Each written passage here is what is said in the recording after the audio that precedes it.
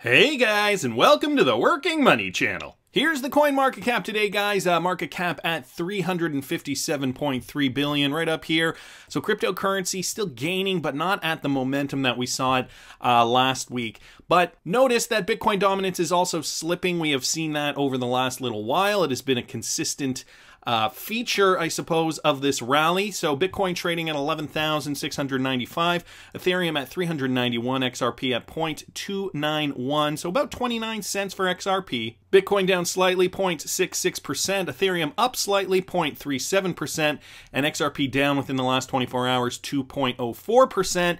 But guys, look at the biggies. Chainlink, wow, 26.24%. There are mixed reviews about Chainlink in the space, and I'm finding that some of these alternative currencies are kind of counter-pumping as we're seeing retracements from Bitcoin and the lot. So it's crazy because this is pure FOMO, guys, and I feel like it's being fueled. Like, look, even if I go to COINTELEGRAPH, the first thing on here is massive short squeeze prompts Chainlink price to rally 52%. So this is getting crypto investors, at least retail investors, very, very excited about these alternative currencies. This is Link on the daily. And to be honest with you, chasing the pump doesn't really excite me. All right, I know some of you guys are probably thinking, what the heck are you talking about? You're making money. But realistically, guys, I mean, it's the same with Zap. A lot of people have been talking about Zap recently as well. And look at that pump. You know, had you gotten into Zap anywhere between April 15th, which is around here, okay, April 15th to about June, let's call it June 30th, around here. So that would have been exciting. But if you're getting in here or here or here or here, that doesn't excite me because at this point you're chasing the pump. Well, maybe down here, only if it does coincide with a level of support. So, okay, here, let me just show you an example. Had I been following Zap, had I cared enough to follow Zap, and I'd probably have picked my level, my entry level here, kind of at the top of this level here. It comes back into this level here, if you guys can see that on the chart. Okay, bring it forward, and had I gotten into Zap at about 0.018 cents, that would have been interesting. But ultimately, you know, if you're just throwing your money at some of these cryptocurrencies willy-nilly, not really knowing where they're going to go, you are going to be putting yourself in a world of hurt one day when you get in up here and you think to yourself, "Oh, that's great. Look, I'm in this great growing cryptocurrency. I'm up here." And, you know, sure enough, it goes up here, and at this point, you're basically buying at all-time high. And I know, you know, that has happened to a lot of people in the crypto space, especially during the last bull run. And I feel like this is how Sawstack has brought about his XRP lawsuit because he lost money on XRP, and I feel like, you know, the kinds of people that get into late at the party or getting in up here, this is XRP on the daily from back in December 2017, got in maybe at $1.93, waited for XRP to hit all-time high, didn't sell, obviously, because they thought the pump was going to continue upward. Sure enough, we saw a bear market for 2+ years. So guys, just be careful. I'm not trying to tell you what to do, obviously. This is not financial advice, but just be careful because realistically, unless a coin solves a problem, the likely value of the coin will likely not appreciate in the coming years. Okay, the cryptocurrency ecosystem is building based on companies that solve problems, and so those coins will be worth something in the future. Yes, XRP will be one of those coins, but until then, be careful. I got this from XRP Crypto Wolf. North America has a growing class of institutional investors moving even larger transfers of cryptocurrency than those from professional traders. So this from AMB Crypto. For most investors, the crypto market is no longer uncharted territory thanks to increasing regulatory clarity and mainstream adoption. Institutional investors are now flocking in, with the industry maturing over the past decade. It would seem that North America has emerged to become a very important market, something evidenced by the fact that it has more active professional and institutional traders than other regions like East Asia and Western Europe. A recent excerpt from Chainalysis' 2020 Geography of Cryptocurrency report highlighted the dominance of North America as a region with regards to its institutional investors within the larger global cryptocurrency market. And guys, here's a quote to that. North America also hosts a growing class of institutional investors moving even larger transfers of cryptocurrency than those we typically see from professional traders. The institutional share of the market has grown over the past few years, which can be seen by many to legitimize cryptocurrency as an asset class.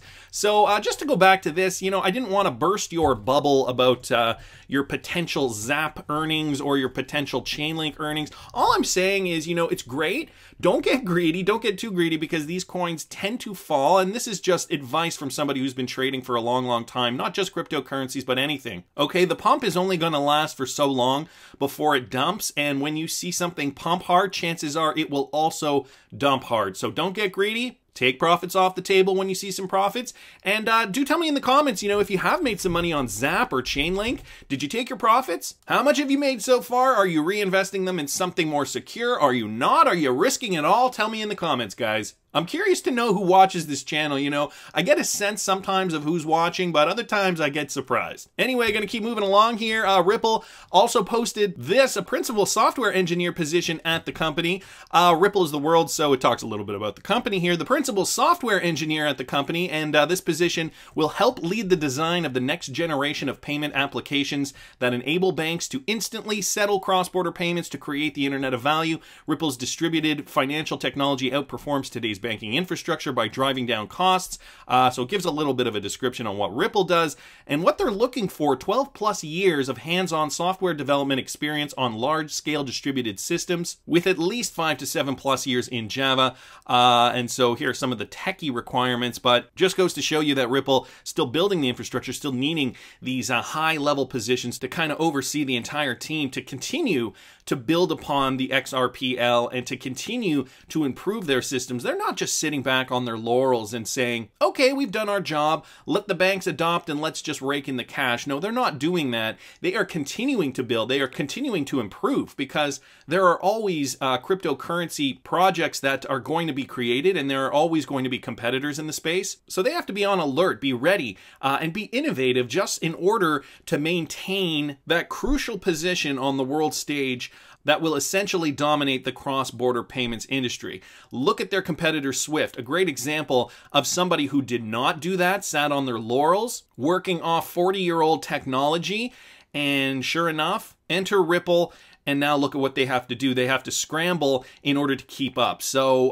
again, good to see Ripple continuing to want to build on their XRPL. Got another article here from the XRP Arcade. New York regulator greenlights 10 cryptocurrencies, and XRP is approved for custody. So 10 cryptocurrencies have been greenlit by the New York State Department of Financial Services. I talked a little bit about this yesterday, and they greenlit a pre-approved cryptocurrency for custody, service, and listing. XRP has been approved for custody, but not yet listing. The DFS, the Bit License Regulator, has published the green list of 10 cryptocurrencies for custody and 8 cryptocurrencies for listing. The list was updated on August 3rd, and as the DFS notes, any entity licensed by the DFS to conduct virtual currency business activity in New York may use coins on the green list for their approved purposes. Note that if a licensed entity decides to use a coin on the green list, it must inform DFS prior to beginning its use. The 8 cryptocurrencies approved for both custody are listed, and they give you a list of those ones. So Binance USD, Bitcoin, Bitcoin Cash, Ethereum, the Gemini dollar, Litecoin, Pax Gold, Paxos Standard, and they say, well, XRP and Ethereum Classic are only approved for custody here. So interesting news for New York. I wonder if this is going to expand. New York, of course, as I mentioned yesterday, the economic hub, the financial hub, rather, in the United States. And so slowly but surely, we're starting to see meaningful cryptocurrency regulation impact New York. The news first appeared on Bitcoin.com. XRP not getting approved for listing yet might have to do with the lack of regulatory clarity and the ongoing legal battles against Ripple, claiming XRP is an unregistered security. I mean, it could.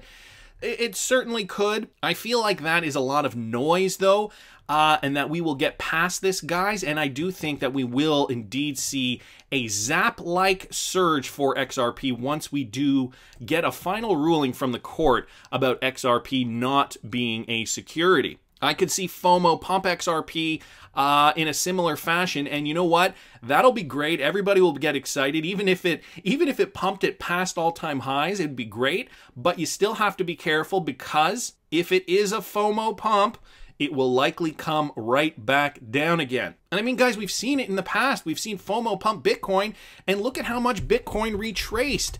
Okay, Bitcoin came right back down to a level of about 3,100. Where was 2017 over here? Here's 2017. Bitcoin came right back down and found a low in December 2018 of about 31.35. So you got to remember this, okay? The FOMO is great, but be prepared to take profits because it will come right back down. But here's what I've noticed now. And this with regards to Uphold, and what they are doing is they're promoting this universal gold, UpXAU. It acts like gold, spends like cash, and trades like crypto.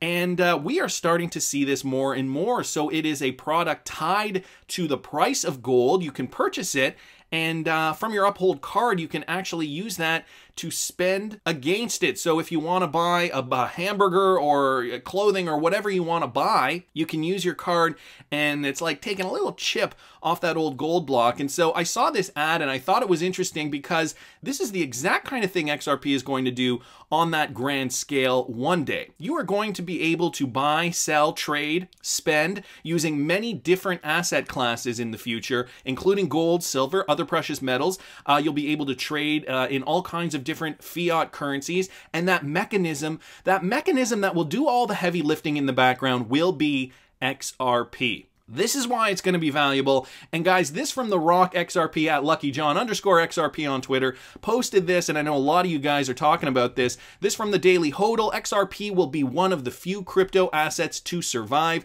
This coming from Pantera's CEO. So Pantera CEO Dan Morehead believes XRP is one of only a handful of crypto assets that boast long-term sustainability. In a new interview with Thinking Crypto, Dan Morehead says Ripple, which owns more than half of the total supply of XRP and uses the cryptocurrency in one of its remittance platforms, is a highly productive member of the industry, whether everyone likes it or not. And at the end of the day, I feel like a lot of Bitcoin maximalists are sitting back and, you know, kind of disparaging Ripple for no real reason other than, I don't know, jealousy. These guys are working hard in the industry to change the industry fundamentally.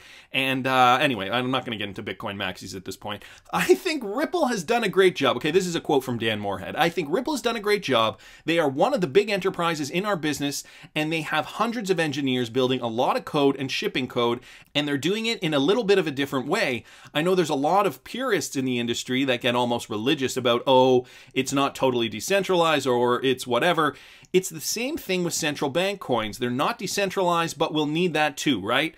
I see a world where we have 8 or 10 really important blockchains 10 years from now, and XRP is going to be one of them. Again, guys, this is from Dan Morehead, the Pantera CEO. And for those of you guys who do not know, just a little bit of history here. This from about 2 years ago, August 2018. Pantera Capital is aggressively pursuing its belief in the burgeoning asset class as it seeks a mammoth $175 million investment from institutional investors for its third crypto venture. So this is when it first started getting into cryptocurrencies.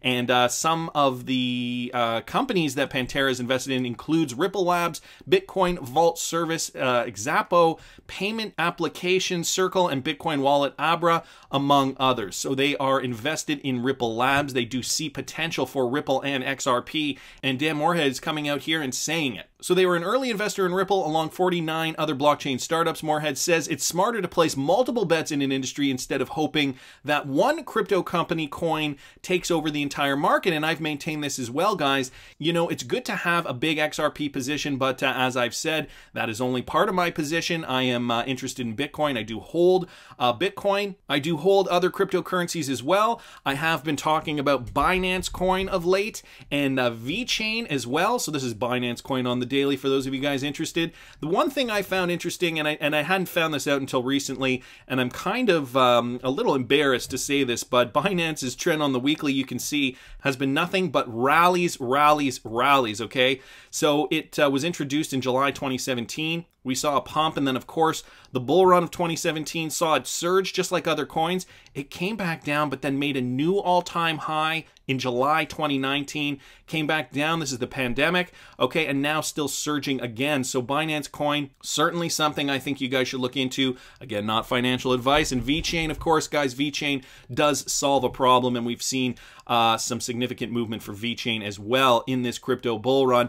Nevertheless, just parroting kind of back what Dan Morehead is saying here, place multiple bets on the industry, pick coins that solve problems. I don't have the view that a lot of people do in our space, that there's only one true heaven and it has to be whatever it is, Ether or Bitcoin or whatever. They do different things, and it's kind of like the early 90s being a Yahoo maximalist. Yeah, Yahoo is good, but there were 30 really important companies, and a portfolio should have had a little bit of all of those. And that's the way I feel about cryptocurrencies. Each one of the 8 or 10 that are going to exist in 10 years are going to do its own thing. And guys, those 8 or 10 coins are all going to be valuable down the road. I think he doesn't state it here, but that's what he is implying. Morehead says he believes crypto assets aren't necessarily battling against each other, and that there's more than enough room for multiple projects to thrive. I agree with that sentiment completely. Every currency is going to do its own thing. So he goes on to say they're competing with trillions of dollar markets like gold, cross-border money movement, remittance, wealth storage, and all that stuff. So there's plenty of opportunity. And that's another thing I always like to remind people is that it's not like XRP and Ethereum are fighting with each other. They're fighting the Argentinian peso, to put it another way. We're fighting these paper currencies, and there's plenty of room for each of these cryptos to work. So again, guys, this is Dan Morehead from Pantera Capital, obviously an XRP investor, and obviously bullish on XRP in the long term, thinks XRP is going to be one of those very few assets that thrive, that survive in the coming years. So guys, tell me down in the comments, are you interested in other currencies? What are the other projects that you think will survive? I know a lot of you guys are talking about VET, and maybe even talking about other cryptocurrency projects like Ethereum or Cardano, for example. But what are those other cryptocurrency projects you think are going to survive down the road? Also, have you been caught on the Link train? Have you been caught on the Zap train? Let me know in the comments, guys. Have you taken some profits, or are you waiting for these coins to continue to rally? I want to hear what you guys think. Please subscribe to the channel if you haven't already. Like the video if you like the content I'm providing. I always love hearing your comments. See you in the next one, guys.